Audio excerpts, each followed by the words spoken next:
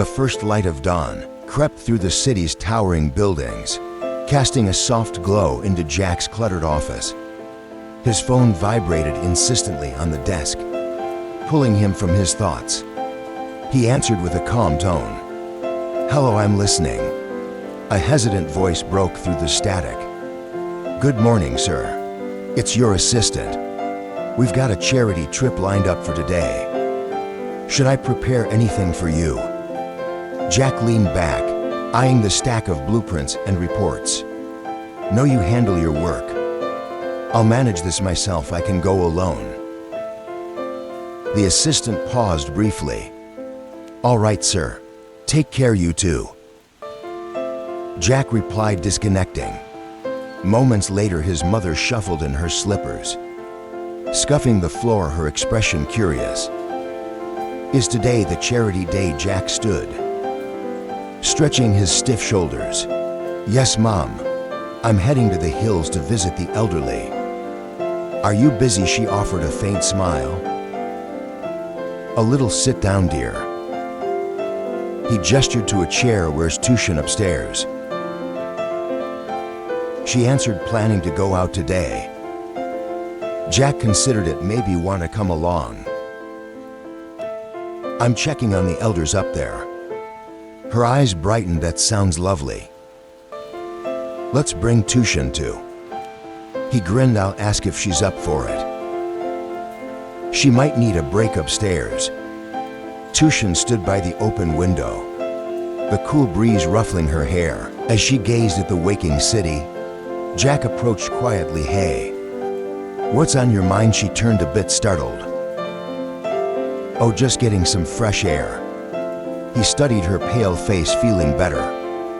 "Today I'm skipping work. How about joining me on a charity trip to visit the elders?" Her eyes sparkled with interest. "Yes, please.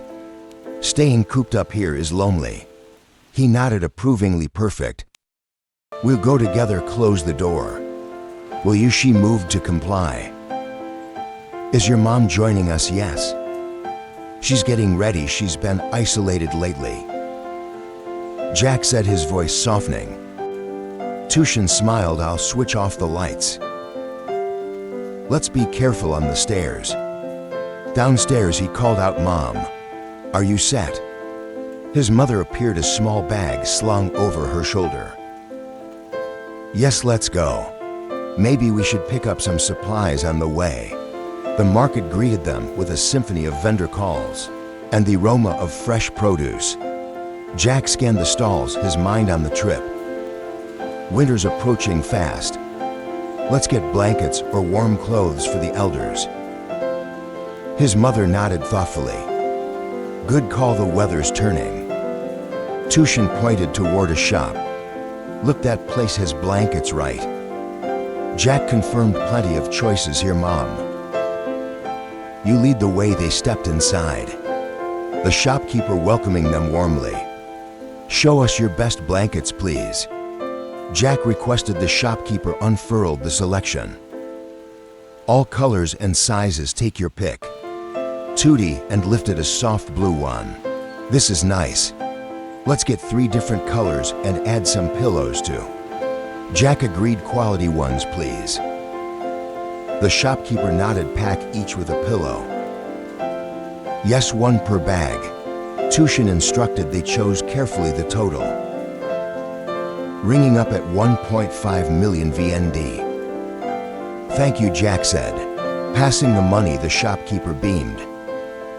"Appreciate your business." They hauled the bags to the car, the hill road looming ahead. The drive turned rough, the vehicle jolting over potholes and muddy tracks. Jack glanced at his mother. A light rain began to fall, pattering against the leaves as Jack and Tu Tien approached the first elder's hut, their arms laden with bags. An old woman sat outside on a rickety stool, her frail frame wrapped in a thin shawl. Grandma Tu Tien called, hurrying forward with a bright smile. "Let me take that," Jack offered, relieving her of the heavier load. The woman's weathered face creased into a smile. "You've come to visit me, Tootie," and knelt beside her. "Yes, Grandma." "How are you feeling?" The woman shook her head slowly. "Not well, child." Jack gently guided her toward the door. "Let's sit inside. Are you alone today?" She murmured, her voice faint. "My son's out working in the fields." Tu Tien noticed her swollen ankle. "Mom, what happened to her leg?" The woman shrugged helplessly. "I don't know, it just swelled up." Jack unpacked a blanket from the bag. "Winter's near. We brought you a blanket and a pillow to keep warm." Her eyes widened. "A blanket for me?" Tu Tien pulled out a carton of milk. "And some milk to boost your strength." The woman took it with trembling hands. "So kind of you." "Thank you, Jack." Spread the blanket over a worn mat. "Do you eat much these days?" She shook her head. "Not much rice anymore." To Tien. Encouraged softly, "Sip the milk slowly. We'll leave extra for later." The woman nodded, clutching the gifts to her chest. "You're too good to me." Jack smiled. "Next time I'll bring scissors to trim your hair. It's grown long." She touched her gray strand self-consciously. "It has, hasn't it?" Tu Tien, at rest now. "We've got another elder to visit." Uphill, the woman waved a frail hand. "Come back soon, please." They stepped back into the drizzle, securing the door behind them. Tu Tien adjusted her grip on the remaining bags. Last time her son was here helping her. Jack nodded. "Let's move on." "Grab what's left."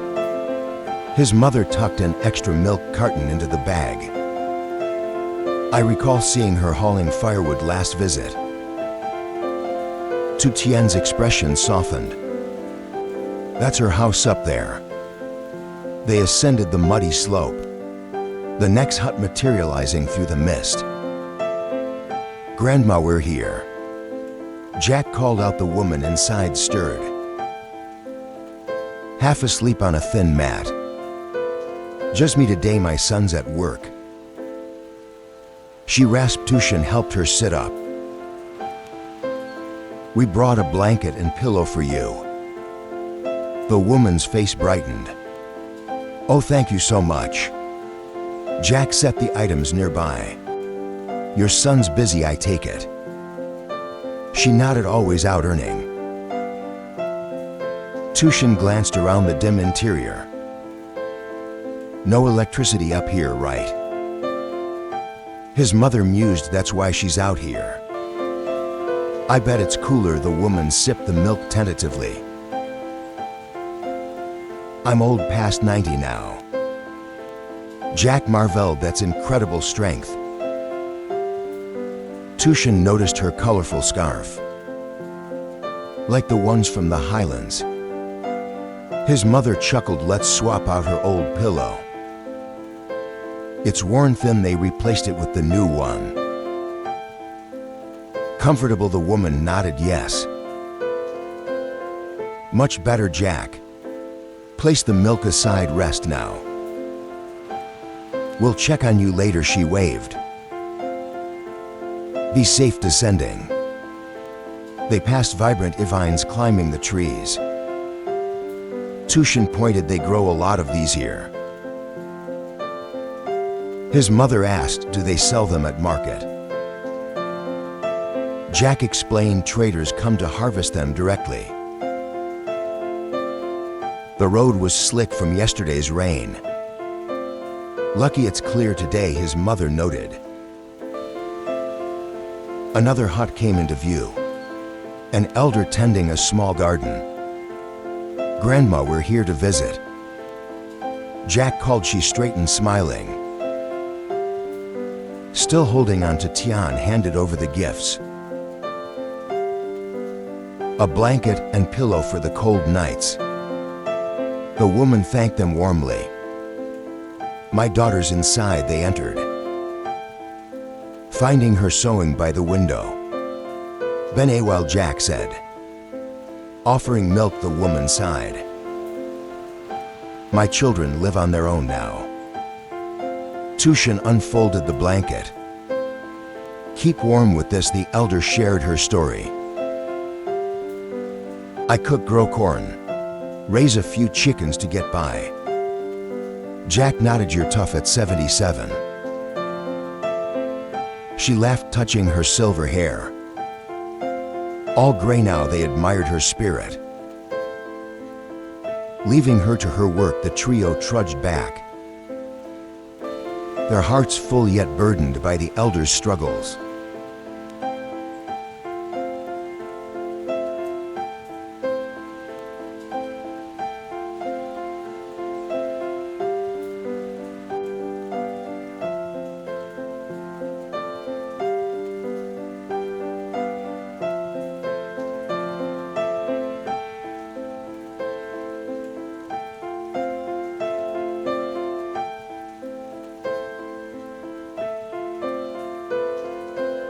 The car rolled into the driveway as the city lights dimmed, and Jack's phone shattered the silence with an urgent ring. He fumbled to answer, his voice steady despite the sudden tension. "Hello," a commanding tone cut through. "Is this Jack? I'm Glendinnon, senior lieutenant from the investigation team. We've apprehended the individuals who kidnapped Tu Tien. We need you both at the station to provide detailed statements for the case." Jack's heart pounded, his grip tightening on the phone. "I'll come right away," the officer's voice grew firm. "Please arrive as soon as possible." "Thank you," Jack said, disconnecting. He turned to his mother, who was unloading the last of the bags. They caught the kidnappers. She let out a relieved sigh, her hands pausing. "Thank heavens. The police need you to handle this." Jack nodded, his mind racing. "Yes.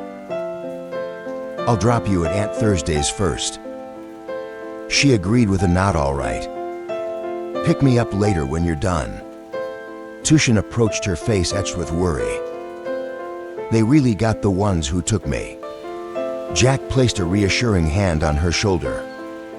"Yes, the police just called. We'll go together, don't worry. I'm with you every step." She managed a small nod. "Okay, I trust you." At Aunt Thursday's house, Jack eased the car to a stop. "Mom, we're here." She stepped out, adjusting her bag. "Go take care of your business, dear."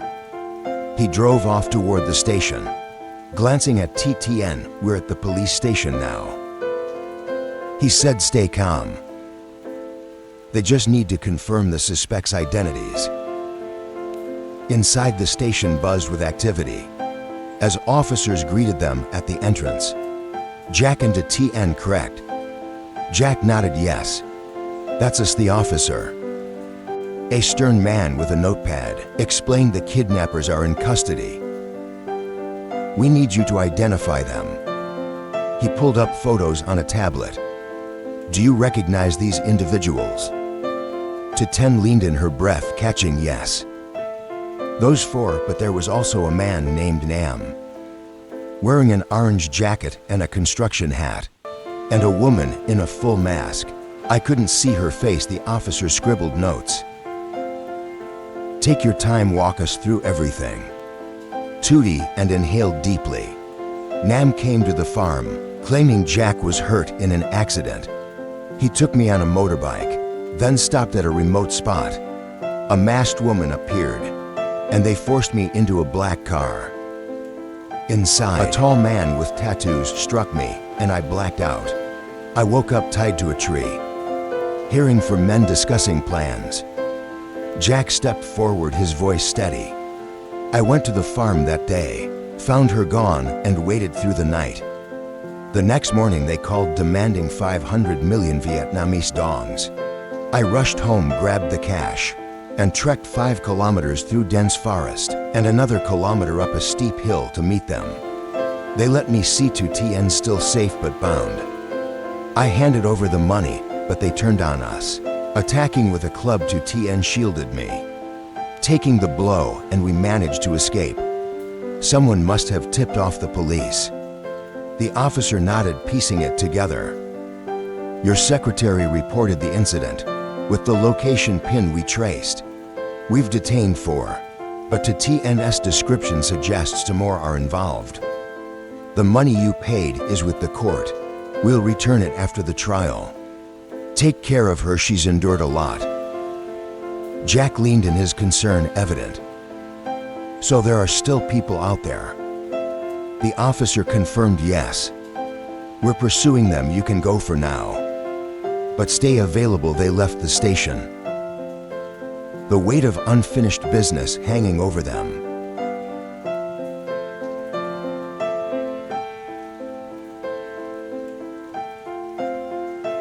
The farm welcomed them with the excited yips of puppies. As Jack parked the car, "Want to stop here a bit?" he asked. Tu Tien's face brightened. "Yes, let's go in." The pups swarmed them, and Tu Tien pointed to a cluster of yellow bananas. "Look, they're ripe." Jack reached for a machete. "I'll cut them down," she protested. "No, your white shirt will get dirty." He laughed. "It's fine. Don't worry." The bunch thudded to the ground, and he handed her a fruit. "Try one," she smiled. "You first." The dogs frolicked nearby. "Another bunch is ready," she noted. Jack sliced it down. "Let's make your banana cake again." It was delicious. She nodded. "I'll cook porridge for the dogs too." Inside, she stoked the stove while Jack swept the yard, the tranquility washing over them. Tu Tien's thoughts drifted. This place is my sanctuary, but I dread dragging him into my mess. Jack joined her. "I'm the thin mother dog. She's lost weight. Let's up her feed." Tu Tien agreed. "My leg's healing. I want to stay here," he frowned. "After the police warning, I can't leave you alone. I'll hire help or tend it myself." "Come with me instead." She hesitated. "Why risk so much for me?" He met her gaze steadily. "When they called, I acted on instinct. You're too important. I just needed you safe." Her eyes softened. "I never imagined meeting someone like you." He smiled. "I'm the lucky one." "Stay with me," she whispered. "Yes." He squeezed her hand. "Then listen. Those thugs aren't all caught. I suspect Hung's behind it." She gasped. "She told me to stay away from you." Jack tensed. "We'll uncover the truth. Just stay close." Tu Tien sighed deeply. "I can't abandon this farm." He countered. "You'll find other paths." "I'll stay here with you." She shook her head. "What about your job, your mom?" He insisted. "This peace restores me, but I fear you'll face more trouble." She confessed quietly, "I was married once." He stopped her. "The past doesn't matter." Live for today, tears welled up. "I'm scared I'll ruin you." He wiped her cheek. "Let me protect you, no more doubts." She nodded. Okay. The farm stood silent, their fragile bond a beacon against the lingering,